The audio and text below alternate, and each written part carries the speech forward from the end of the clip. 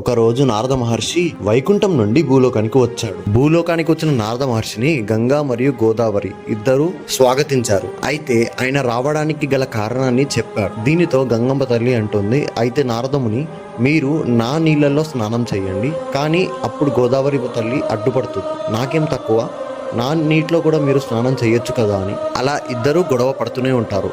అప్పుడు నారదముని ఒక మాట అంటాడు, మీ ఇద్దరిట్లో ఎవరైతే గొప్పో వాళ్ళ నీటిలో నేను స్నానం చేస్తాను అని అంటాడు. దానికి గంగమ్మ ఇలా అంటుంది, కాశీపట్నం నుంచి ఎంతో మంది తన పాపాలని పోగొట్టుకోవడానికి నా దగ్గరికి వస్తారు.